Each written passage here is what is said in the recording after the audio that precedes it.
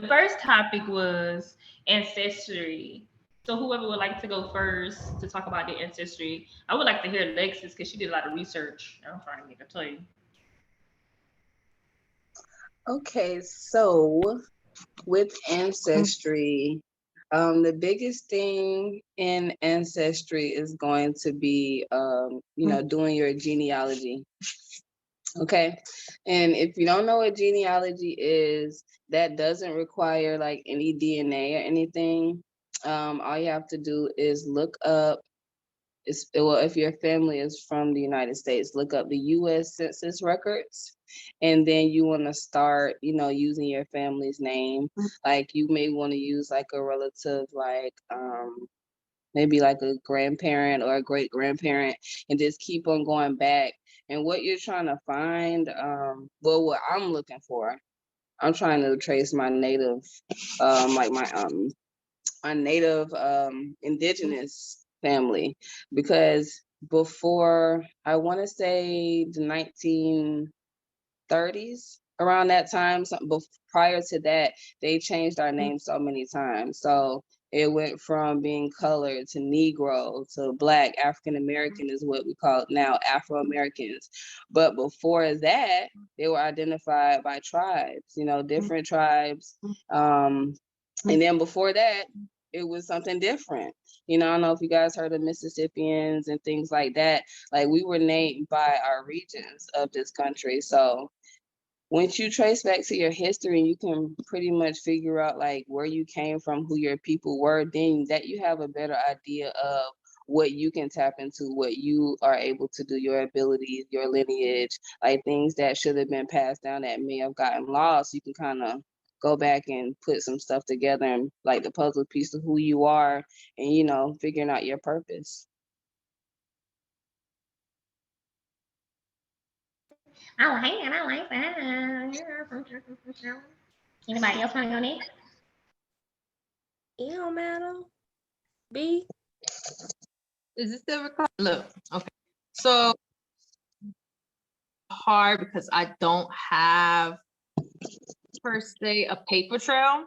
So I have to dig a little bit more deeper than some people. Like it's easy for them to go like on a database and stuff. But because my family is out of country, out of the US, it's harder even then for that country because their system isn't as well developed like it is here in the United States. So if I do probably a little bit more research to figure out, it will be more so the people that are survived, that are still like alive. So my uncles and aunts and stuff like that, because they're pretty much, my aunt is, or not my aunt, my grandmother passed away already. So I don't have any more grandparents who I could go and ask. So it's different for like, I guess some people in my culture, because I'm sure anybody else within my culture probably know their lineages, but not all of us. And so I was showing my husband El Salvador, where I was staying at whenever I went to go visit. And I was like, looking at where my mom was born or where she was from, pretty much. And as I was looking around, like zooming out and zooming in and stuff, I was zooming in to see what more there was, because it's all mass land. There's not infrastructures like we have here in the United States. So my maiden name is Ventura. So I came across the villages, pretty much is what it goes off of your last name. So from there is your history. So I know I have a family as for the Ventura side, and then Ventura side, and I know for biologically from my father's Benitez. So I looked, and up higher in the mountains, there's a little town or a little village called Los Venturas. And I'm sitting here like, is that mine? Is that my people? Is that my family? So I asked my mom, and I was like, Mom, do we have, like, is this our area? Like, is this where our family is from? She was like, technically, yes, we do have some family over there. And it's just like, oh, okay. Well, I don't know none of them. So it's kind of hard, like, to know further back from my family, at least. So yeah.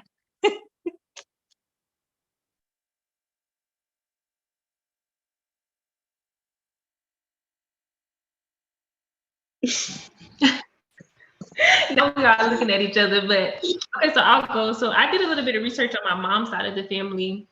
More so, my grandfather came from South Carolina, but when I traced it back, they're supposed to be Blackfoot Indians, and I have cousins that's trying to get rid of their birth certificate. So I guess I probably should start digging into that, but I wouldn't know how much I would have because we've mixed so much. But when I dated it back, we went. I think the furthest I got back was 1923, and that was I think my great auntie on my mom's side. Their maiden name's Gardner, but I couldn't find anything about Gardners in any record of America because my grandma and her family came to America, but I can't find any of it. So I didn't know where else I could start unless they changed their last name because I know our family kind of split because they had drama. So, but it was interesting learning about like people getting rid of their birth certificates and like actually becoming nationalists, and they don't follow the laws of the United States. Like they can do whatever they want, basically. Yeah, look how you look, right? Yeah. You just gotta prove it. So you should get your blood tested. I seen like my homegirl from DC, she got her blood tested and like it broke it down to where like she could trace it like on top of her great grandma, which is still living. That's a blessing. She's like 110, she told me. And she said like yeah, right. She was telling her all the stuff she needed to know. So for a person like her, she knows how to get into it. But like Lex was saying, like when I went back to the maps, they have the native tribes broken down, like the Seminole tribes, the Choctaw. I don't know if I'm saying that right. The Navajo, Sikojo. I don't know how to say that word. I'm not gonna say it. But it traced back. So once you don't be laughing at me. But Bill, if you want to do it, because you look like you have Native American in your blood too, just by your facial features, especially around here. Yeah, you. It's crazy you say that because remember I was doing my the Astral reports. It said something about Native Americans. So I do need to look deeper into it. I'll write it down. Have your mom ever told you anything? No. I don't think she ain't into all that or up to date on all that. You know what I'm saying? So I don't be pressuring her. I guess she feel like I'm being nosy or something. I don't know. Well, in certain aspects, but she did tell me that this is I don't know if you can see it. You probably can't see it that well. This is who raised her. Her mama and daddy didn't raise her. Actually, my granddaddy, he shot my grandmama or whatever, because he wasn't right. But she the one went and got him at the house, at the crazy house, my grandma. So they ended up in stuff application. He shot her by the mailbox, and it was just a whole big deal. And I see why my mama don't want to really talk about it much, because of that traumatic experience. Because she didn't even grow up with her other 11 siblings. She was here in Georgia. They were down in Florida. Oh, so yeah, it's a touchy subject, and I understand that. But it's crazy that we're talking about ancestry, because last night I had a dream. It's like we was in a classroom, and somebody was talking, and they was looking directly at me, and it was somebody we went to school with too. So I knew it was somebody I had to like connect with, and they was actually giving me a message from my ancestors to me, and they was like, "Yeah, my family do roots. They root workers," and they looking dead at me. I'm like, okay, then you better send that message through Ancestor. Shit, you better send it. I mean, I done connected with a few ancestors, like mainly my mama people. I don't know what's going on my daddy's side. Maybe they don't want to talk to me right now, or I ain't got today level, or whatever the case may be. But as of now, I know I done talked to my mama's side of the family. So I'm really just, that's the only thing I really did besides do that ancestry.com. I did do that. And Lex, when you brought up the census, I was thinking about when they pulled up a draft card of my great granddaddy, and that's how they traced him. Ooh. So Girl, I you was can follow that up. Follow trying- that up. I'm trying, y'all. Y'all know I gotta do everything at once, so I try. Mm-hmm. So where they? No, because I got questions now. With the questions. Go ahead, because I got questions too. Cause my mind everywhere when it comes to that. Cause now it's like, where all y'all been? Exactly. You know? Like what war did you fight and all that extra shit? And I feel like the more you So look you- back, it's a lot of confusion. You know what I'm saying? Yeah. Just like you were saying, stuff was all mixed up. And it's like we got all this family, and it's like we come from people that like passed down traditions, who like stuck together and they knew everything about each other, and they passed down wisdom, and they told stories, and you know, that's how we recorded our history. By you know, storytelling. So it's like now we so disconnected, we don't know anything. So we have to actually go down a rabbit hole and go find this and that just to get an understanding. And that's the thing. My thing is, okay, if my mom, she was raised in a different area than the other 11 kids and wasn't even with her mom and dad, just with the grandparents, and the grandparents really just did their thing. And she didn't really get any proper information about any of the heritage. She just know the people. She don't know no type of remedies. You know what I'm saying? No type of soul food dinners, recipes, special recipes. You know what I'm saying? Shit like that. So I'm like, okay, well, that's just me having to get into a deeper, intimate relationship with my ancestors from, you know, where I'm at now. So I mean, ain't no sweat on me. I know it'll come out when they get ready. I don't rush nothing with them, that is.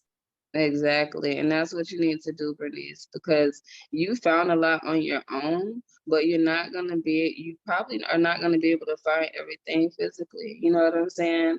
And so you know how to contact your ancestors, speak with them, and they'll give you the knowledge. You know what I'm saying? They'll point you in the right direction on where to go. So we're not alone. Like, we may not know them, they know us. You know what I'm saying? Especially if they're on the other side, they want us to win. So we have to learn how to utilize our ancestors, not abuse, but, you know, respectfully, you know, have them on our side working with them.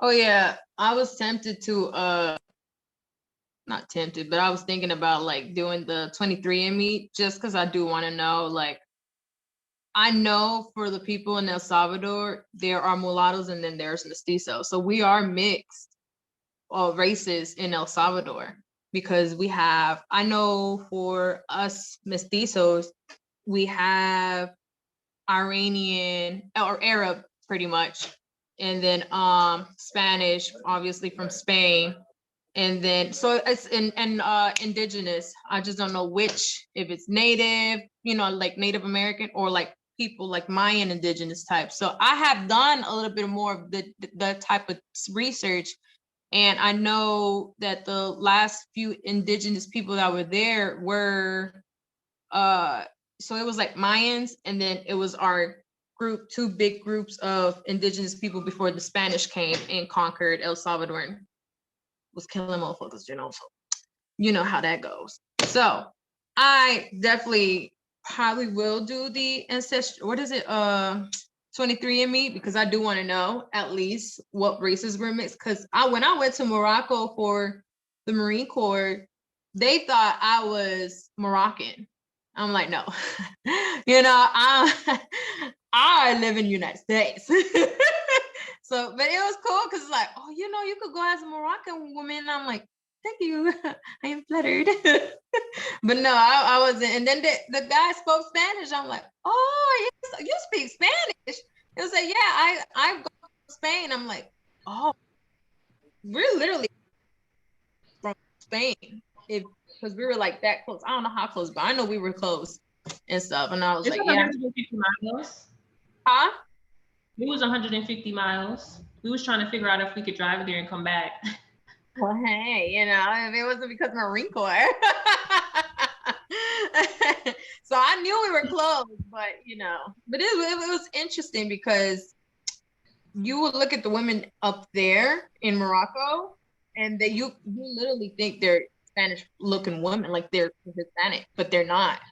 They're from there or whatnot. So it was just interesting because I know my people are mixed races. We're just a melting pot at the end of the day. So I might go ahead and do the 23andMe just to know exactly like where, because I could then show my mom, look, Mom, I told you I had a feeling. We were rocking. I do want to know at the end of the day.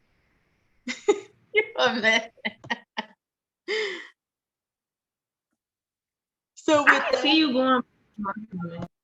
Huh? I said I can see you. Now that you say that, I can see the features. Yeah, and it's interesting because when you go in El Salvador and you go a little bit more towards, let's see, my area where I stayed is more mountainous, so the people there are a little bit more darker, and then you do have some lighter people. And I was looking at one of my moms, because in El Salvador they used to send recordings from family members in El Salvador, and there was this one little white kid. I'm like, Mom, is this boy white? And she was like, no, he's actually Salvadorian. He was born in El Salvador, but he's a ginger. Like, he was ginger. And I was just like in shock because I'm a teenager. I didn't know that that could happen there, right? So I'm thinking Albanian. What is it? Oh, I can't pronounce that word. Somebody. Albanian? Yeah, like, having albino traits or whatever. Oh, he has albinism. Everything, like, I'm telling you, that boy, he white, but he's Salvadorian. So it was just interesting because it's like I was asking her questions like, who are the parents? Where exactly he lives, and yeah, he's just he's Salvadorian, but he's just an albino one. So it was just interesting. So it makes me think, if we have people who are albino, where are the people who are from Afro descent, right?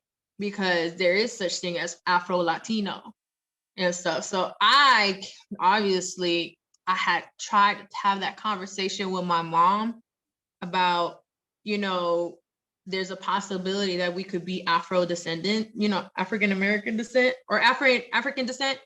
But yeah, it's kind of hard when you don't know the history like that, or you don't do a deep enough history.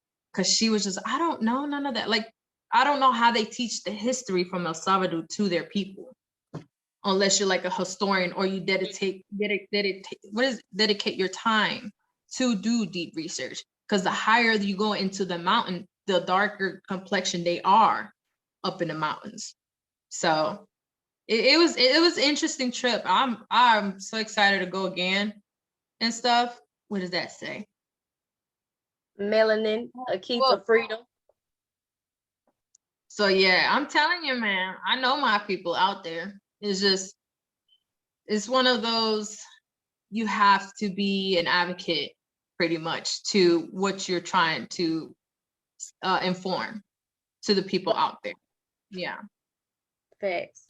And it's crazy that you say about the Afro descent. Like, I raised that book because I read a line in there the other day when I was reading it, and it basically was saying, of course, everybody has African descent, basically, and it says the people that are racism. It says it's a form of arrested development, so it's a frozen life form basically, and it avoids the visualization of genetic memories of past paternal lives.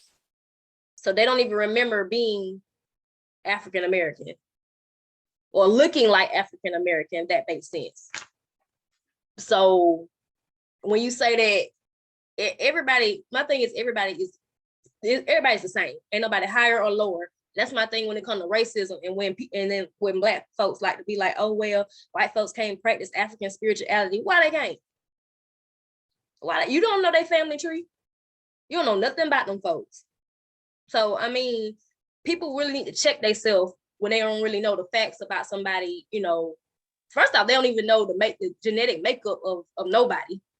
Yeah. So they're just saying that because you actually reflecting back racism to them. Because you still spewing hate back to them. So that I never really understood racism. And I still won't to this day until I read that book. And I was like, okay, so you really black, but you don't want to be black. Basically. You don't even see that you're really black or melanin or whatever you want to call it. Yeah. So what I'm gonna do is screenshot what they say, and I'm gonna send it in the group chat when we get off of this. But we're gonna go to the next topic here. Alex, go ahead, unmute. Go ahead.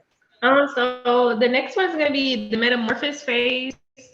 I'll go first. So it's basically to give everybody that's watching we're gonna talk about what we went through, our struggles growing up with our family. So my metamorphosis phase that put me onto this pivotal spirituality, occult science world is something that I have been doing for so long, and I didn't realize that I have been doing it for so long, because at one point I believed in fairies. Like, now that I sit back in meditation and I think about it, like, I remember running around, I was in Jacksonville, Florida. We was out in the woods. My auntie stayed far out in the woods, but I remember it took like 15 minutes to come back. And I remember playing with these little people that looked like me, but they told me that they weren't the same age as me. And I would tell my brother, and they was like, you need to go take your Ritalin, because I have ADHD. It's something wrong. I'm like, I don't know, this woman told me that she liked me and I like her too. She had this little weird nose. But I didn't grow up in a religious home. I grew up in a home where you do what you want. I had alcoholic parents in the home. I got chastised, I feel like, because I was dark skinned. The majority of my family are lighter. I think it's like maybe out of my mom's kids, it's 3 of us. She has 8. The rest of them are light skinned. The majority of my mom's siblings are light skinned. They only have 2 dark skinned people. But just sitting and looking at how they treated Muslims in school when the girls would wear their hijabs, the way they would treat the Asiatics that would come into school, it just made me want to learn about them so much more. Because it's like, you don't even know this person and you want to sit here and judge this person because they eat dumplings or they like burritos but you used to fried chicken and collard greens and neck bones. You're looking at it as if it's not going to be of you. But just like Mel said, we don't know what we were in our past lives. So many people have genetic coding that doesn't allow them to eat certain things because where they're from. But that's all I have to say really about where I was at. Anybody want to go next? Well, as far as like my spiritual journey and what it led up to was, I always felt like I was different. Like, my family is heavily Catholic, so that should tell you a lot. We would go to mass obviously every Sunday, and then the whole Good Friday, all that we would go. But I was just never comfortable, right? Like, it just never sat right for me how we would be in mass and they would say whatever, their sermon or whatever you want to call it, and then tell us we can't wear pants or do certain thing. And it was just like, what? Like, I'm confused. I'm saying her teenager. And so I'm just like, what more? I'll wear pants all day. I'm tomboy. I was raised as a tomboy. So, pants, all that was me. And so it was just like a lot. It was just a lot that I just was not comfortable. And so we ended up going to like a different denomination, and they were all right and stuff. It's just, it wasn't the same. Like, it's just not, yes, I am baptized and I am First Communion, all that stuff through Catholic or whatever, but it's just like, it's not where I am anymore, or was when I did join. Like, once I left home is when I pretty much try to find myself. And so, I just continue life and stuff. And my mom, she would have these dreams and stuff, and I ain't gonna put too much of her business out there, but I was just at a certain view and stuff, and I'm just like, let me find myself, because I see certain signs at this point. So I'll be talking to my husband. I'm like, it's just, I have this feeling like I need to be researching more and like be doing more and thinking differently. And so once I had like conversations with certain people and just kind of like open up pretty much like how I was feeling and stuff, I love them because they were very encouraging to me continue and just to believe. Point I wasn't like fearing anymore. And so it was like, all right, I need to either do it now or I won't do it. And so for me, I think once I gave into what I believed in and not what anybody else wanted me to believe, was easier for me. Like everything fell in place for me. Like everything started changing. My whole view started changing. Me taking care of myself started changing. Me taking care of my home, like everything in my life changed. And it's different when I try to speak it to my mom, like what I'm going through. It's kind of hard for her to understand because she's still into the whole, like she's still fighting herself what is truly to believe, but she at the end of the day believed that there is a supreme up high and stuff. So each to their own, how they want to take their journey, but I am happy that I did take my journey, and I can't wait to see what else I learned about myself, because I'm powerful. So but it was, I had my dark moments, but I could pull through. So it's just up from here for me. All right, Lex. All right. Tell us. Y'all ready to hear my story? Okay, listen then, ladies. Okay, anyway. so I grew up in a Christian, super religious, I wouldn't say household, but family. My grandma is a pastor, her husband was a bishop, my aunts and uncles are, evangelists and reverends and all that stuff. They, gospel group, whole nine, okay? So naturally, they had us in there every Sunday, revival, Bible study, all that stuff. And I'm in there, y'all, I had a revelation. I don't know if y'all ever been to church, but they make you say Jesus like 1,000 times. I'm tired of saying this.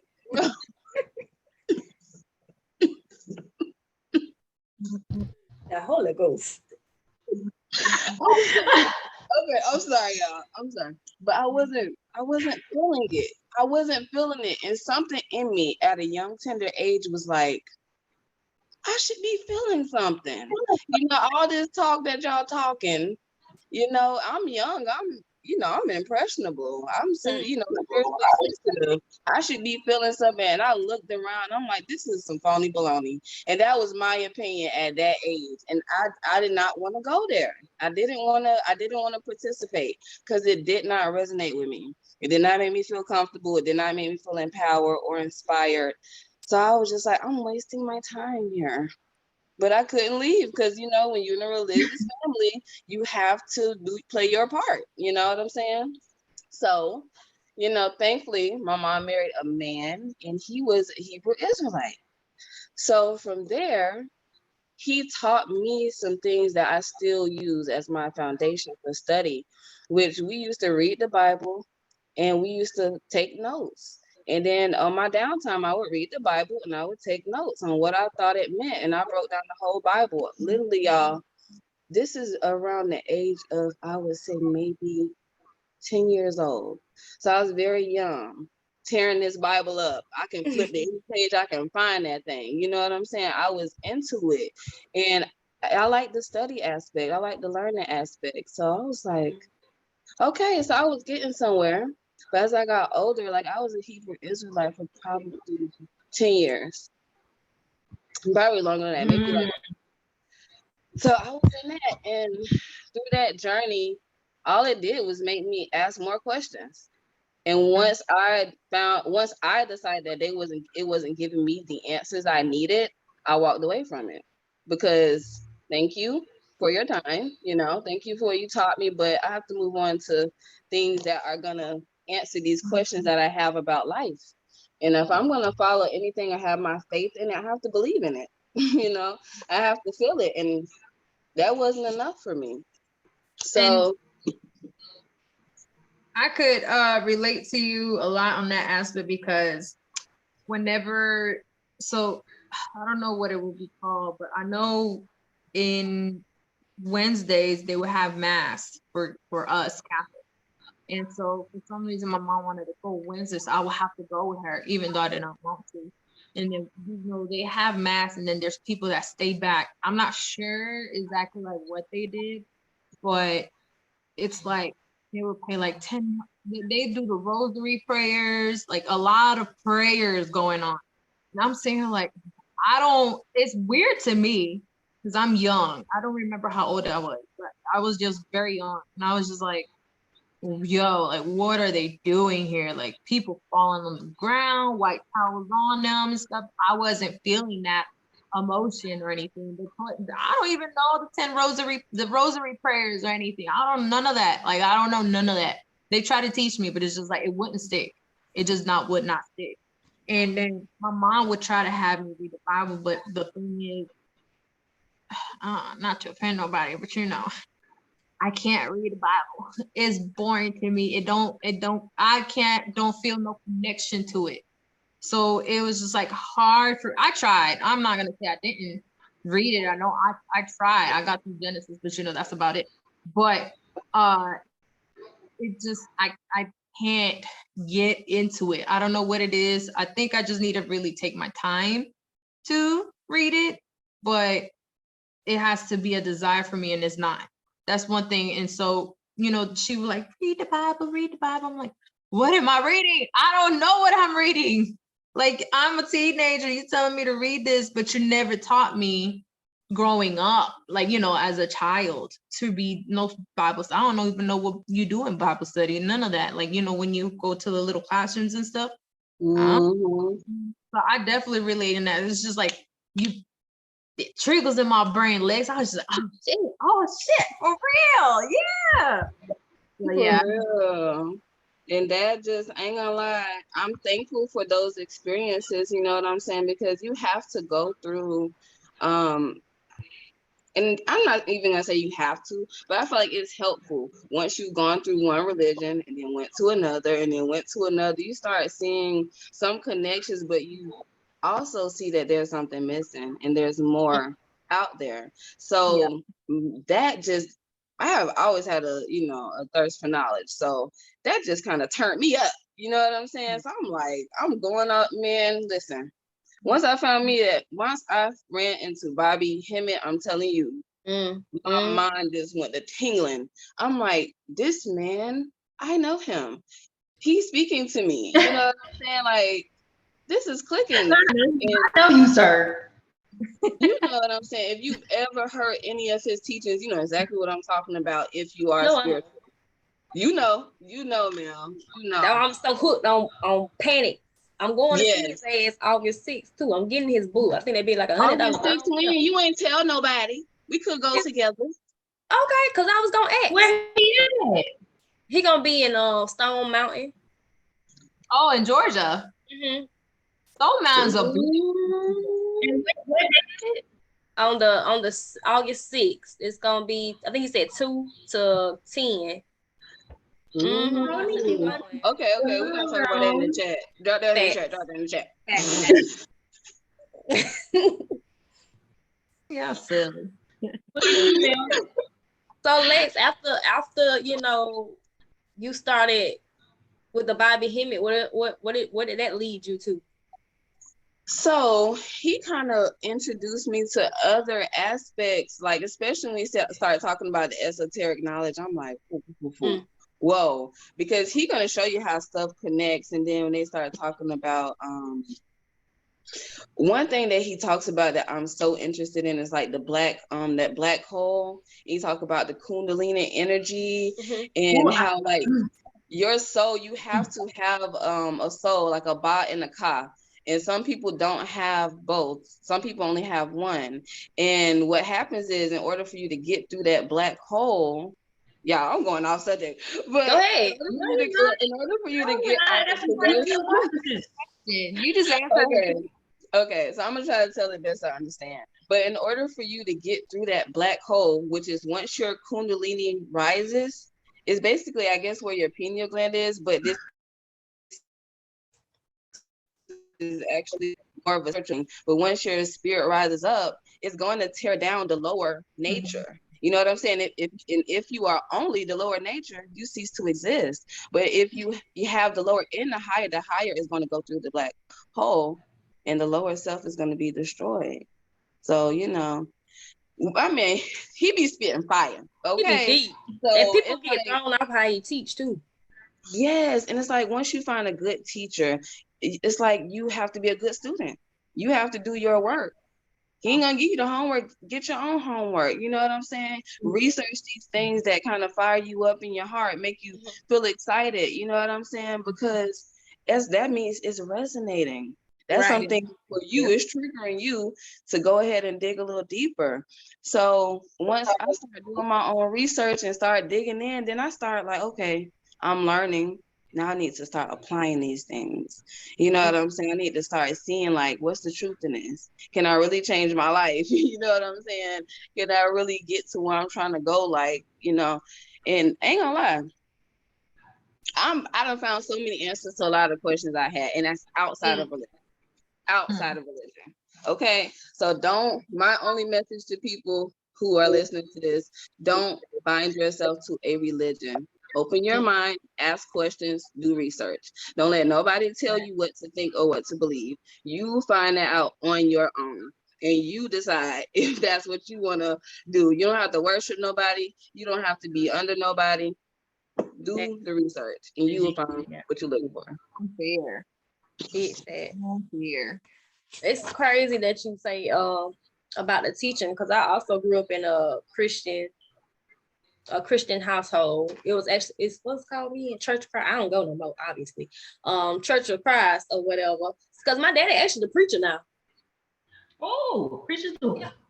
Yeah, he actually the preacher. He's been a preacher probably like 8 years now, maybe.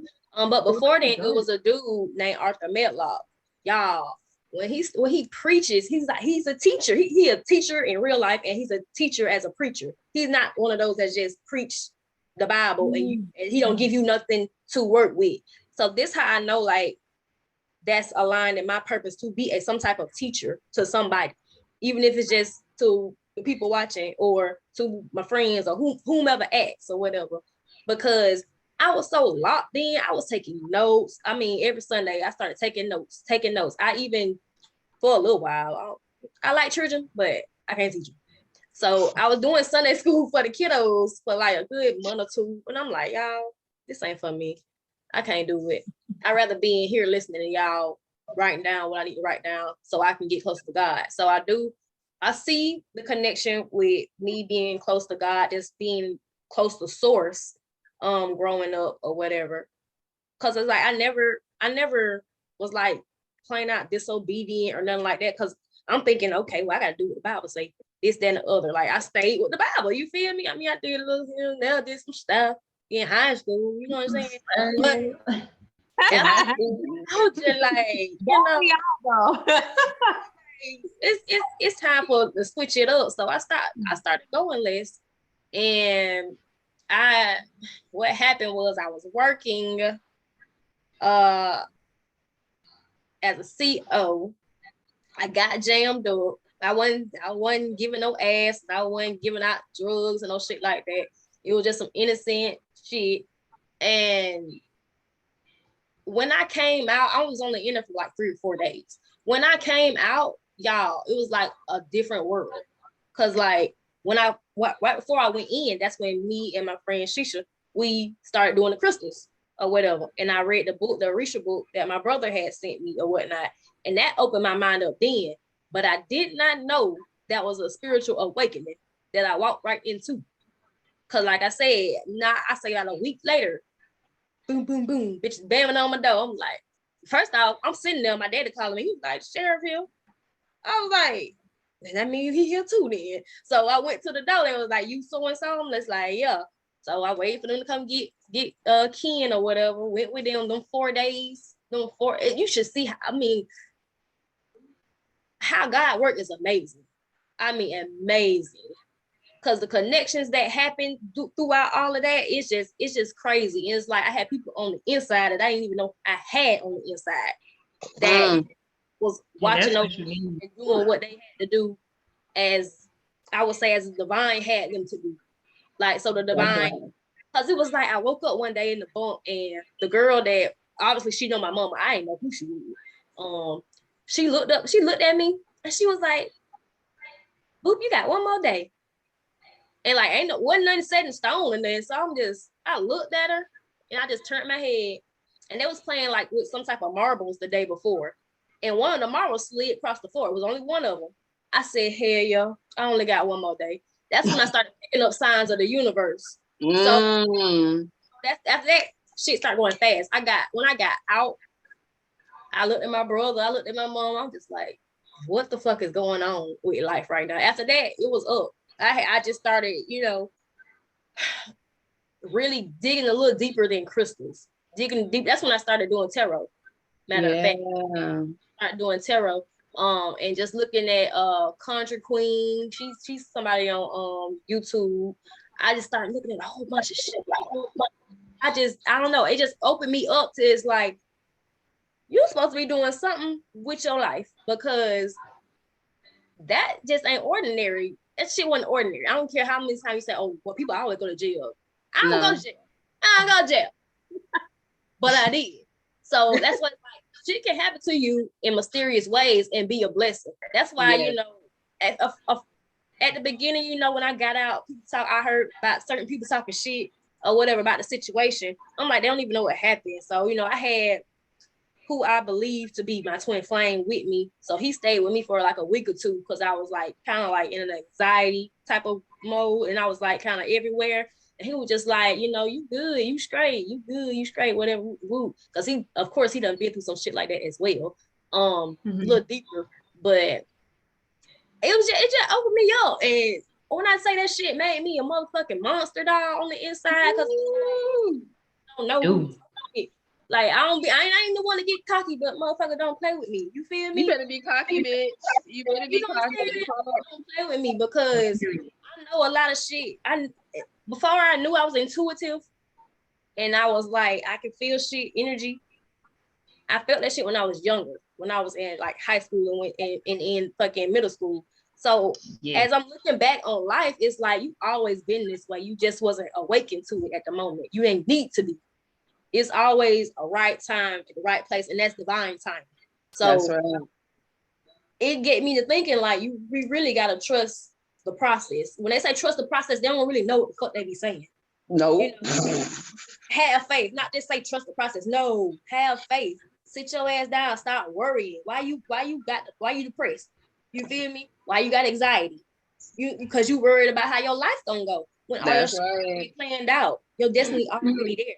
So I had to understand that, and I'm still understanding that some days. Some days I'd be like, because y'all know I've been go. So when I get time to sit down, all that shit come down on me.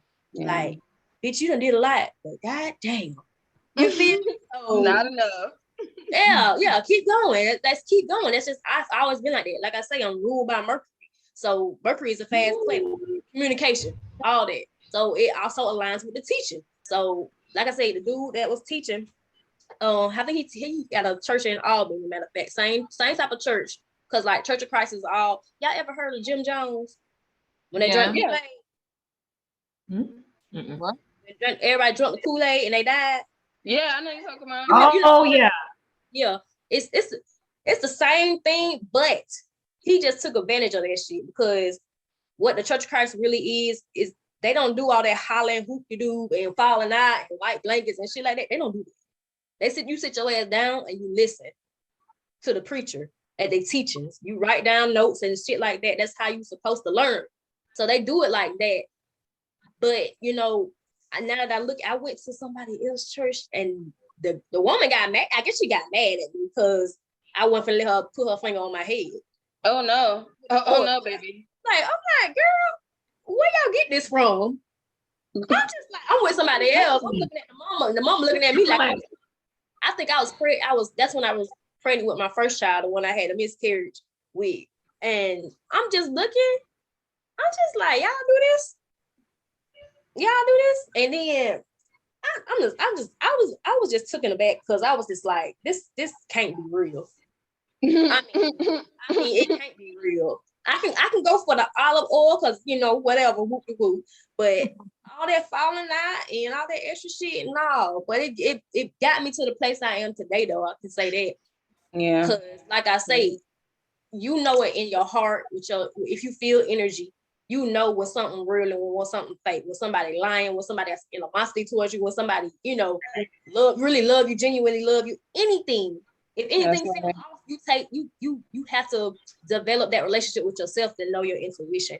So as of now, all that shit happened in the past, that shit ain't do nothing but build me to the woman I am today. And shit, I'm grateful here. Yeah. Hell yeah. I'm grateful for you. As you should be. I love that. Okay, girl, you better go. You better go, Miss Lashes. Let me see them lashes before you start. Okay. Not to go. I want some blue ones. I don't know where to get them. You got some blue ones for free? I see somebody. Baby. Let me see. You got them now? Mm-hmm. Oh yeah, y'all. My dog said we're gonna put the link in the description below. Yeah, we're gonna drop the links. Oh yeah, which side you on? I think you're gonna see it. I think she on this side. Let's Be. She got the natural. The other side. Body. Oh, you know, down for me. Y'all see the name. Y'all can read. With the body scrubs. Yes, ma'am. Skincare, baby. Vegan skincare. And then we got B Baby down there. Oh, cute. Mind Designs. Yes. Send the link. Okay, girl. We got B down there to do the logos and designs, all you need. You feel me? And I just do the regions and shit. She do way more than that. You do reading. You guide people. Don't do that. Don't undervalue yourself. I'm just saying. We'll put the you be putting up there and they be hitting. I be like, ooh. Cause we really drop some money oil. Get your money oil, please. Ooh, money. Hey. Bag. D, what's the Hill? Alex, God damn it. Alex, what's the next subject? Call me what you want. What you really want.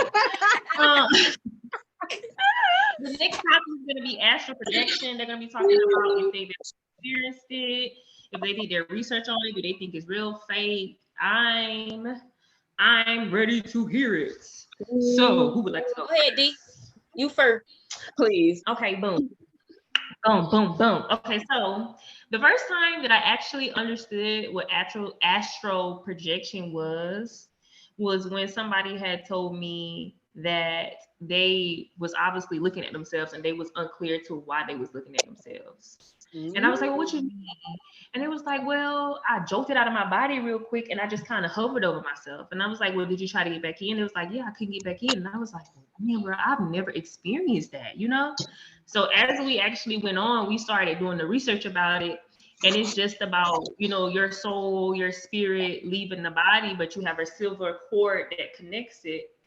And you can actually go and travel either in the past or in the future, because as you know, when you astral project, you're going into the spiritual realm.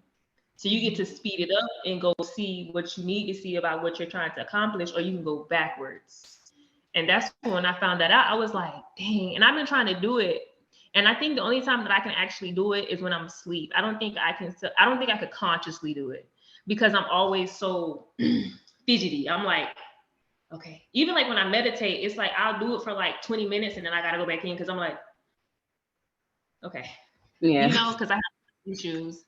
But I really think it's dope because I realize a lot of millionaires like Elon Musk meditates and he will tell you, he breaks into the spiritual realm to go get ideas and bring them back into this consciousness and starts working. That's just like how when Ukraine got taken over and he actually did the Starlink to where they could actually have food, water, and gas. I think Bernie, you was the one that had told me about it. And when I did the research behind it, he was telling how he followed Nikolai Tesla. Yeah, Nikola Tesla. That has to be his family member, yo. I'm just saying, because them That's what I said. Or it could be him reincarnated though, if you think about it. Or he could be a time traveler. Because there are many of them. Many. You know? Yeah. Elon Musk is smart, because whenever that happened, all the Ukraine president, hey Elon Musk, send them Starlinks up real quick. All right. Literally. Okay. I think another show that introduced astral projection to me was Midnight Gospel. So on Midnight Gospel, there was an episode where they implemented this one movie or a show, I think. How y'all ever seen this particular, I think, show or movie where the people get put on levels? Like they wake up on one level and then like it comes down. Yeah, so they basically put it in Midnight Gospel within the same thing. And it was a guy, he kept trying to, get to the next level. And he had this little birdie with a silver lining next to him. Birdie was his higher self, and his higher self was trying to talk him through how to get to each level, and he just kept dying. And I feel like a lot of people don't realize when they astral project, that's the higher self trying to talk to them and tell them this is what you need to do. Because you got to think about it, you can't really speak with yourself if you don't know what to do in consciousness. But subconsciously, after you pull yourself out your body, that's when you can connect with yourself. Yo, I love Midnight. That is my favorite show in the world. What's the name of it? What's the name of it? Midnight Gospel. Oh, let me write that down. I've been trying to watch it, but every time I watch it, I be so tired. And he talks so soft. I'm like, oh my God. What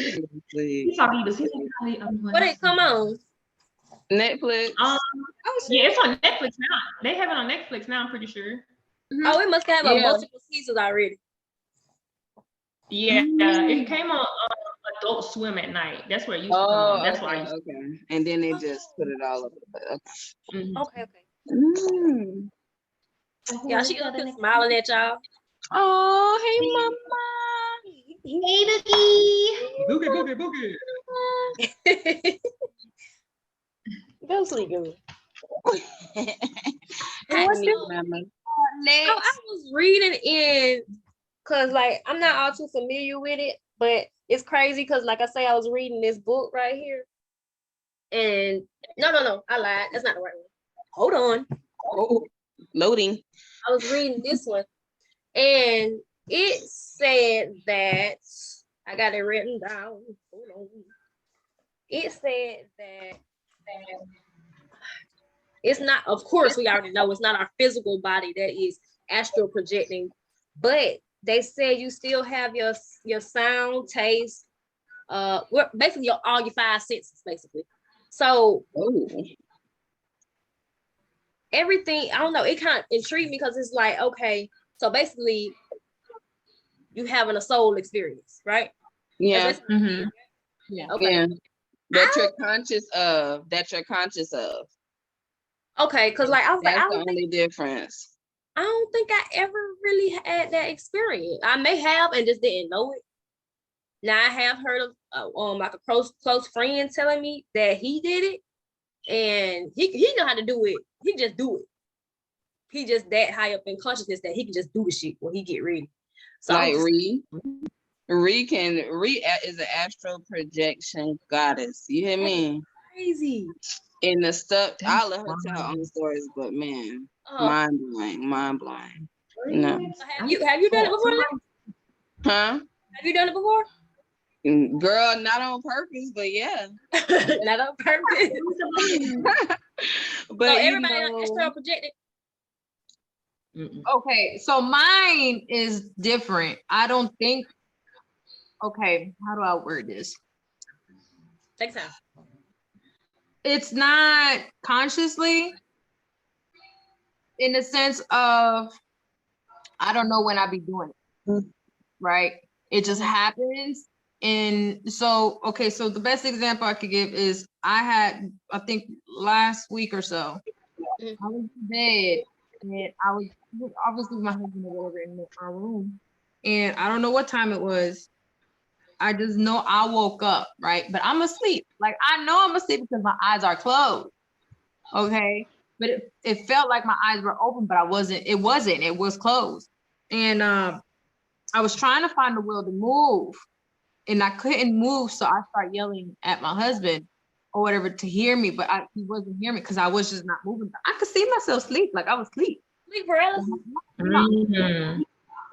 Yeah, And that's like sleep paralysis. well, that's the thing. So before I forget, I calmed down and I start to open my eyes. And so from there I slowly started getting to move and stuff, and I finally moved, and I stretched or whatever. But I had sleep paralysis before, and that sleep before wasn't a good experience because I was awake for it. I was consciously awake for it. And I just felt like something was holding me, like not for me to turn. Like that one right there, look, that was not the best experience. I swear to God. Right. I'm sorry, go ahead, B. It was just wasn't right. That first time it was just not right. I just know the way it felt like I was being told to not turn around, because I was just trying to turn around to see who was behind me, because that's what I felt. It was like something was behind me. This one did that. This one was just me sleeping and just realizing like, okay, I'm awake. Let me just lucid dream. Lucid dream. Yeah, that's what I was gonna say. Lucid dream. So this is when I started doing research on astral projection, because I don't know. Okay, what you found, girl? So this is one article that I found to you guys. It's called "What is Astral Projection and How You Can Experience," right? But it's giving you like different types of astral. Okay. So the first one is spontaneous projection or out-of-body experience, right? So it says these are unplanned projection, often outside of the control of the person in question. So it basically says this type of experience happens when a person has a predisposition or for a certain degree of bioenergetic chi, prana, looseness. In other words, their energetic system, which is like glue between their astral body and their physical body, is more like water, less than glue. So they're pretty much the experience out of body just happens. Then there's the forced projection. And it's just when they subtly, it's like a sudden shock or trauma to their body. So traumatic is when they have the extra projection happening. Then there's the unconscious projection, is when it says, have you ever had a sinking feeling followed by being woken up by, you pretty much be sleeping, then all of a sudden you wake up. And that one, it says, is chances that you are having that you just reconnected with your physical body after separation or disconnect is when you wake up. Because pretty much your cord has been severed or has been separated from your physical body. So now you just, it's interesting because Hill has said something a couple of months ago about something probably connected to like headaches. And because I used to tell her like I had random headaches, and sometimes I'll wake up with headaches. So she was saying, what if it's like our conscious or our soul form coming back to us, and we're supposed to land gently. I forgot how you said it, Hill, but in a sense you pretty much have come back smoothly, but some come in like a freaking meteorite and just I be waking up with what'd you say, Hill? Well, no, I was gonna tell you where I because I make correlations to things. So the reason why I said that was because one, I had read an article on astral projection like a year ago, but then when I watched Doctor Strange, if you watched it, remember when she pushed him out of his body And I don't know if you remember the next scene when he had woke up from his sleep, he said, yo, that fucking whatever she did caused me headache. I got a migraine. And he wasn't really trying to accept that he astral projected. So that's why when you had said it, I was like, damn, maybe that's what it actually is. And people don't realize. Yeah, it was 1 or 2. Doctor Strange. I think the first one. It was one. Yeah, remember when she was like, boom, and she like punched him and he shot out. Remember? She pushed his soul out. Yeah, he had a headache. That's the force astral projection that she did on him. Okay. I ain't watched that in so long. Go back and look at it. Go back and look at it. You will realize like So the fourth one will be the semi-lucid projection. So you're half asleep, half like having the lucid dream. And then the last one is the fully lucid conscious projection, when you can actually do it on your own. You pretty much have control of it. And I was just like, oh, well, first of all, I didn't even know there were so many kinds. Okay. Right. And yo, I'm one of these. I know I have. I know One of them. Go ahead. Well, alrighty. Let's speak. So, astral projection. So I've had 2 experiences. I mean, if you want to count a full trip, that would be 3. But we'll start with that. But I would say my first one, and it's like I was dog tired, y'all. When I say dog tired. And just like Dee was saying, like my mind, I have an ADHD mind. So mine is always going. So sometimes it's hard to just like calm everything down. It's hard to get sleep. So I was like up for like 2 days. I was going to sleep at like 5, 6 o'clock in the morning, like back to back to back. So that day I was like, I don't even know why. I was like, man, I'm gonna be deep in dream world tonight. So I'm like, you know what I'm saying? I didn't think nothing else of it. Man, I laid down in the bed. I closed my eyes. And y'all, I be like learning little techniques here and there. And sometimes I'm like, hey, when I'm laying down, I'm like, let me try this out. Let me see what this about. So y'all, so this is one technique. If you put your fingers like this, your middle finger and your thumb on both fingers, and then you take your tongue and you lift it to the roof of your mouth while you're closing your eyes at night, and it will zoom you. You will start, you might see a world. You know what I'm saying? So sometimes I get scared and I open my eyes. But if you do it long enough, you might actually get somewhere. Okay, so y'all can try that out on your own. See what you do, But anyway, yeah, so that night I was doing it a little bit, but then like I said, I was tired. So I close my eyes and I see like a woman's face, like, just kind of like how we are, and she's a dark woman. Her eyes are like so intense. And then I see a man, like almost the same way, his eyes intense. I'm like, are y'all my God? Like, you know what I'm saying? That's what I'm asking myself, like, in my mind. And then next thing you know, I'm going through kind of like a lit up tunnel, you know what I'm saying? Like a world. And yeah, I kid y'all not. You know how when you're in the car and you drive and you let the window down, you feel the wind hitting your ear? That sensation, that same sensation. Yeah, I was in the sky. Looking down on like a futuristic city. And the only reason why I know it was futuristic because of the police cars. They were very futuristic, and he had drones with it. And they was it was like some people at a basketball game, a little basketball court, and they pulled up harassing the people at the basketball game. And I was on top in the air flying, just looking down at this, and I could feel all that sensation on my ears. And y'all, I couldn't see myself, but if I could see myself, I know I was like this. Like, you know what I'm saying? Like, where am I? What is this? Like, what?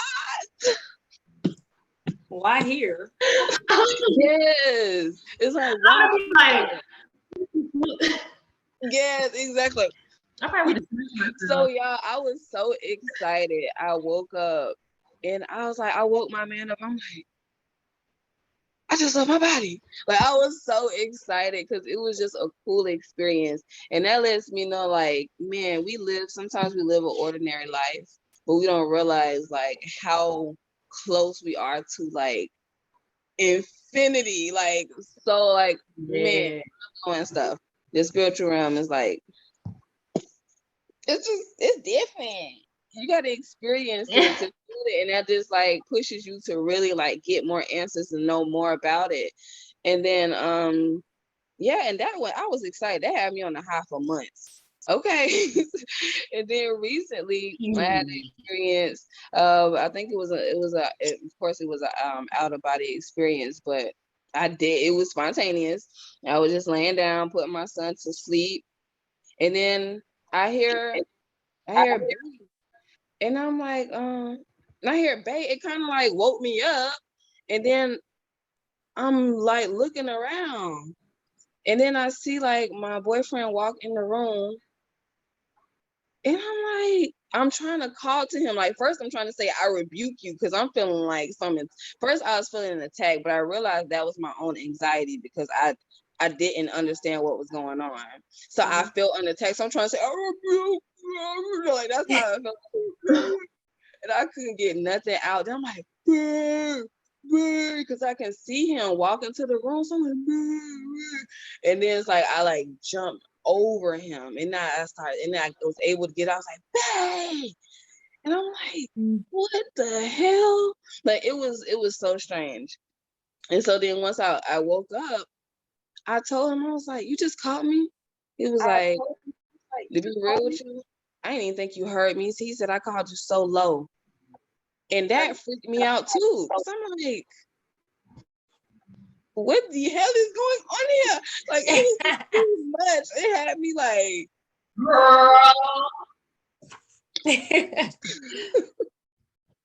that shit had me like spazzing.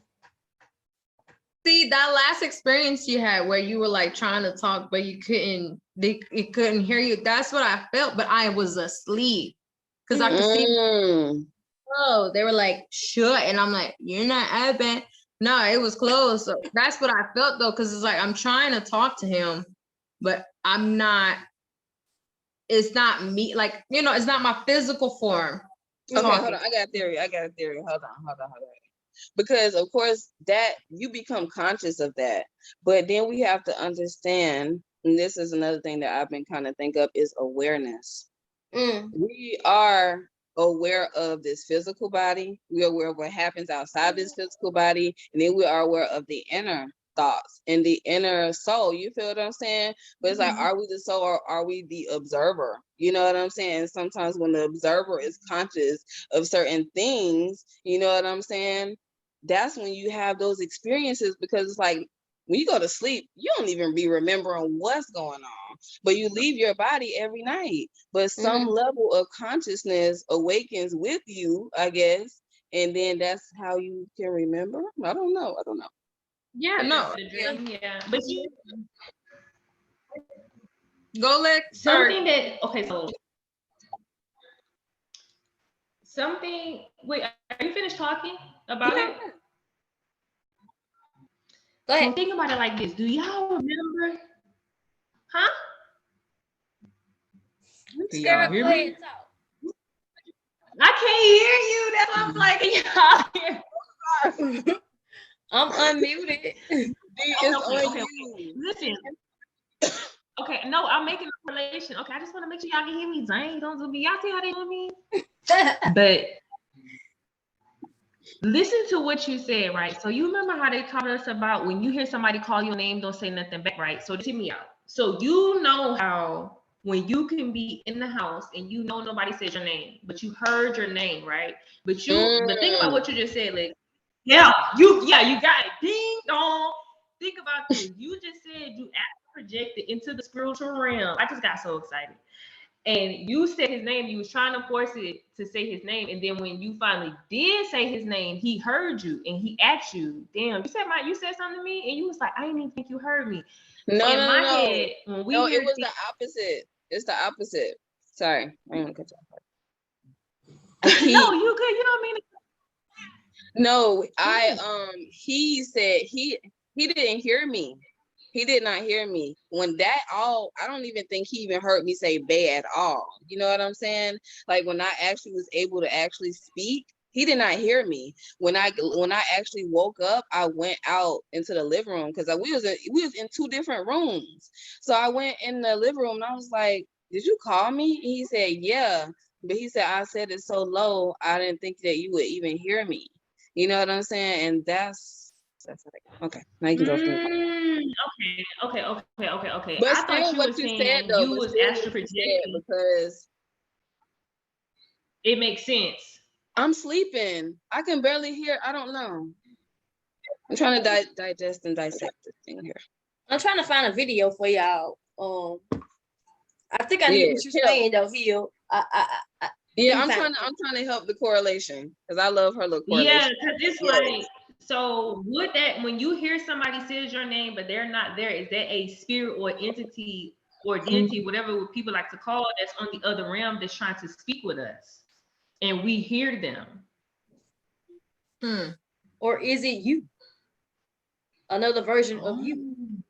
That's what I'm trying to look for. This man, he did something similar to what we was talking about. It's like he did a skit where he kept hearing somebody banging at the door or whatever, and he finally got up, he went to the door, wasn't nobody there. So he went back, sat down, he heard somebody still banging at the door. He got up again, took the hammer with him, went to the door. He went out the door closed behind him, the door locked. So he outside banging on the door. He opened his mouth, but he can't hear him. So what happens is, this is on TikTok. So what happens is at the end when he banging on the door, it replays, the skit replays, like the TikTok, replays, and it's him sitting back at the table hearing the banging on the door. So he was asleep, and he had to be asleep and didn't know he actually projected. That's the thing.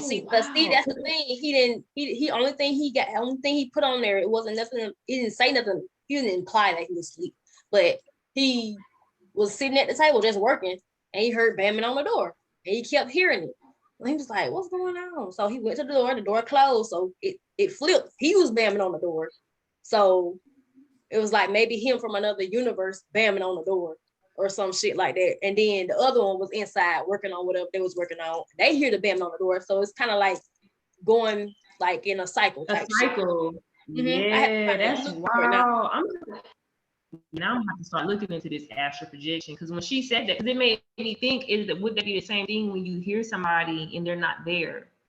Right. Because like people really do be astral projecting to your bedroom or to your dream or whatever the case may be. Yeah, and then you hear it and you're like, did somebody just say my name? And you ask them like, did you say my name? They're like, I ain't say your name. And I'm like, bro, somebody said my name.